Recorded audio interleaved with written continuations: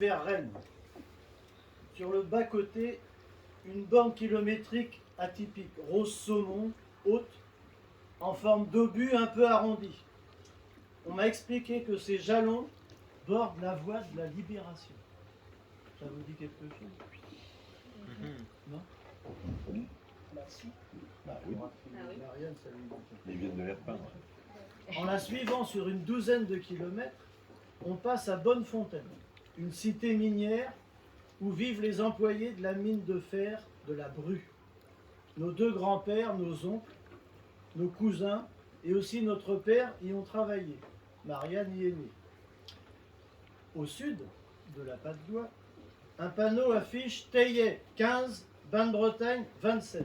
Juste en face, la seule maison à l'amorce de cette route, l'adresse postale, bout de pavé, Béret. On y accède par un portail en fer forgé. Très simple. Pas une grille comme pour les châteaux ou les demeures bourgeoises.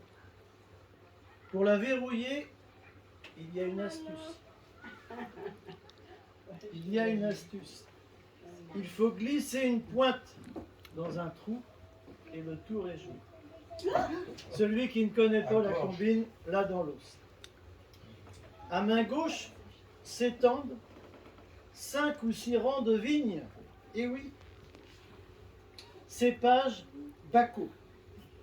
Attention, ça n'est pas pour manger. Ici, on pénètre dans un domaine viticole. À main droite, on descend dans la cave où le matériel adéquat est entreposé.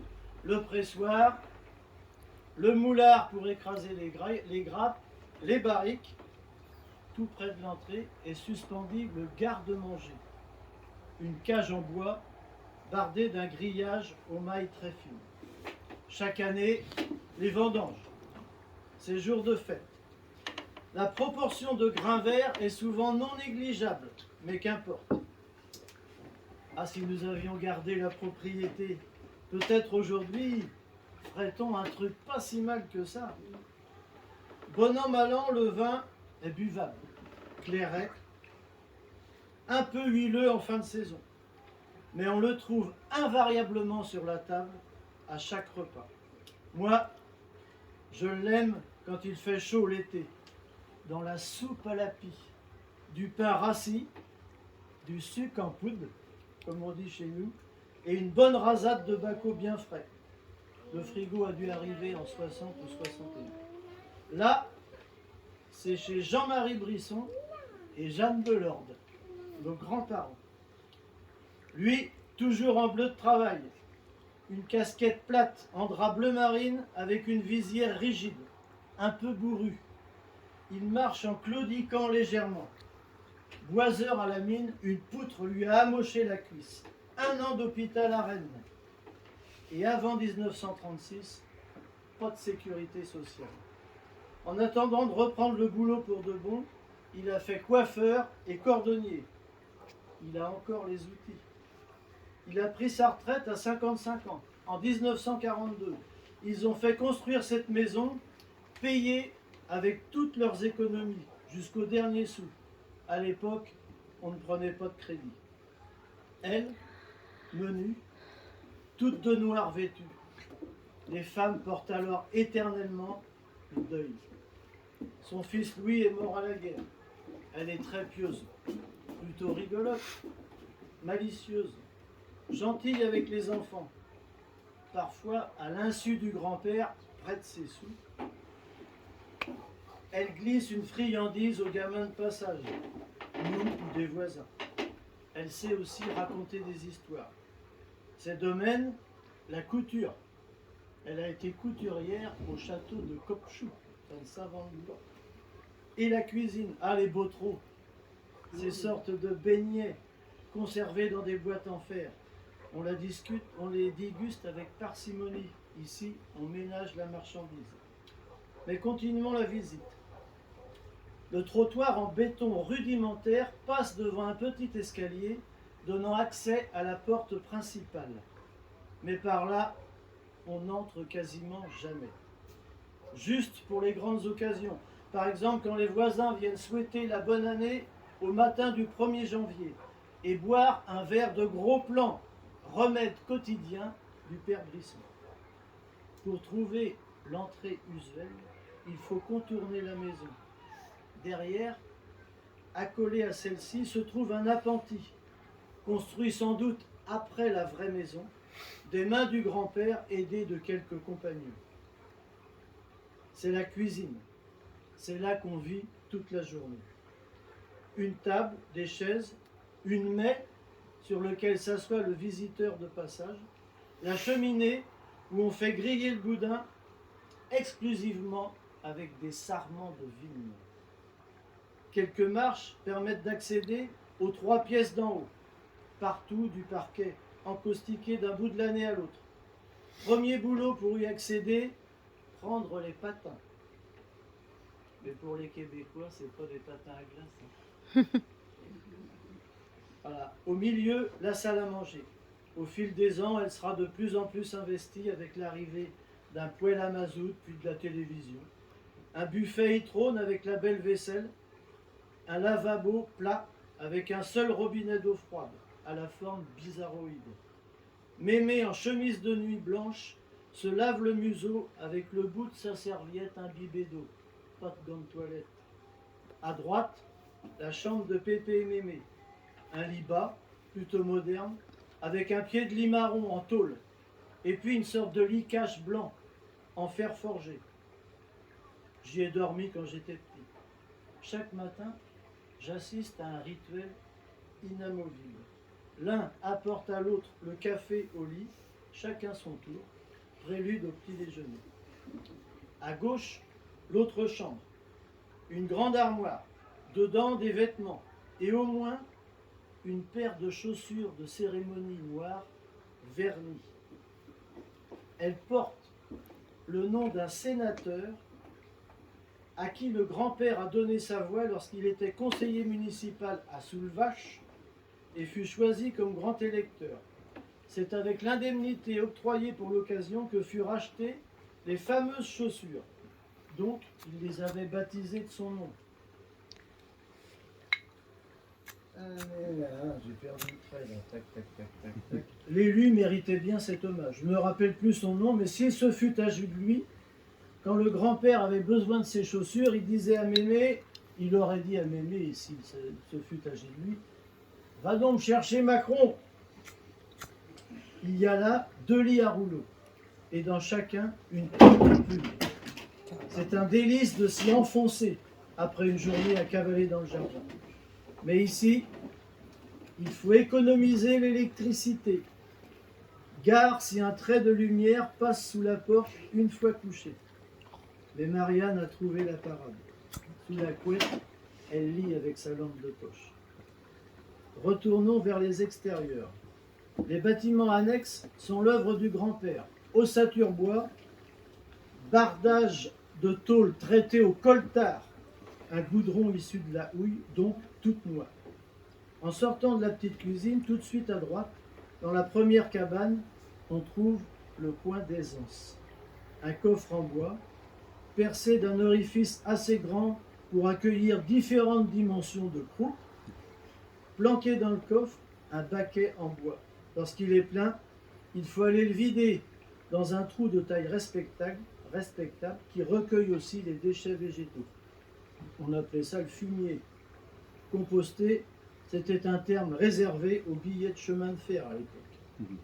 Dans cette cabane, accrochées à une tige de fer recourbée et pointue, les feuilles de journaux destinées à rendre au fondement sa blancheur immaculée. Juste à côté, un étroit édifice renferme 1 ou 2 cages pour des lapins, je n'en ai jamais vu, ou des poules, ou quelques poules en quarantaine. Une autre porte donne accès à un minuscule local qui recèle un buffet à une porte et surtout une montagne de morceaux de bois taillés en allumettes, assez grosses quand même pour démarrer le feu. Moi, c'est des choses dont je me souviens. En remontant la petite allée en dalle de schiste, on contourne le poulailler pour accéder à une autre cabane plus haute avec un grenier, atelier, abri de jardin. La place sert aussi de garage pour l'engin motorisé du maître des lieux, objet de toutes les attentions. Un authentique Solex de 1953, doté de 2 sacoches, ce qui en fait un véhicule utilitaire pour aller au marché ou dans quelques fermes des alentours. Et puis le jardin, avec ses poiriers, ses pruniers, ses castilles, ses cassis, les haricots à rames et toutes sortes de légumes, dont les indispensables patates, que de la binche ou de la sirtema. La haie d'aubépine qui le sépare de la parcelle adjacente mesure une vingtaine de centimètres de haut, facile à enjamber pour aller rendre visite aux voisins. Les rendez-vous se passent dans le cellier, au pied de la barrique. Lui, c'est Romain Lanoé, retraité d'EDF. Même casquette que le grand-père, bleu de chauffe également, mais siglé de l'entreprise d'électricité. Sur le nez, 2 culs de bouteille. Ces deux-là sont copains, mais se chamaillent à l'occasion. Surtout que le Romain, passé 4 heures de l'après-midi, il est souvent brin de zinc. À Béret, le voisinage c'est sacré. Le dimanche d'été, la partie de palais est de rigueur. En haut et à plat, Jean-Yves. C'est pour ça. Conseille le grand-père. Le dimanche, l'hiver, c'est la manille. Attention, ton manillon va bailler la goutte. Parmi la galerie de personnages qui fréquentent les lieux, la mère Martin, une grosse tache lit de vin sur le visage, vilaine à faire peur. Mémé me traîne parfois chez elle, quand elle va y boire une tasse de café. Chaque soir, le père Naudin, qui revient de chez son gars, qui a repris la ferme de Saint-André. Il s'arrête pour déposer le bidon de lait, essoufflé, alors qu'il vient de monter de la côte à bicyclette. Maigre comme un clou. Il a tout de même un côté un peu classe du paysan qui a su mener sa barque. Le pain arrive à domicile, dans le brec-panhard du boulanger, séché, le tablier plein de farine, fort en gueule, qui se gare sous la protection du Christ qui trône à l'angle de la pâte bois. C'est invariablement un pain de 3 livres qui atterrit dans la messe. Chaque vendredi, le garçon de boucher en tenue réglementaire vient prendre la commande qu'il viendra livrer avec son vélo équipé de paniers d'osier. C'est Mémé qui a la main pour les choix, mais le grand-père aime bien tirer les vers du nez du jeune apprenti.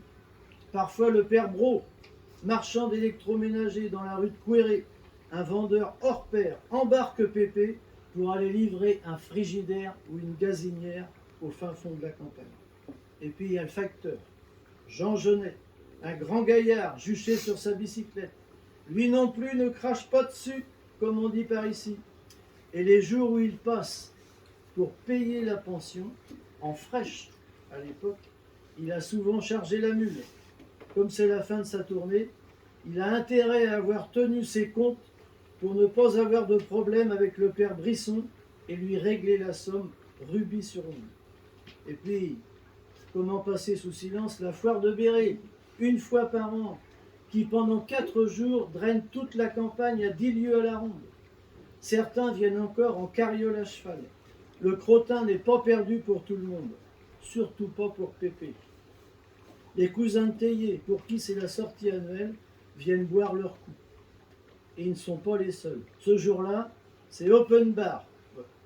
On écoule les stocks de la production locale de l'année, c'est pas trop coûteux. Maman, Marianne et sa cousine en profitent pour afficher une pancarte. Garage de vélo. La recette leur permet de se payer des tours de manège. Pas folle les gars. Parmi les visiteurs, il en est un qui ne s'est pas arrêté. Mais le voir passer debout dans sa décapotable a suffi au bonheur du père Brisson, admirateur inconditionnel du bonhomme.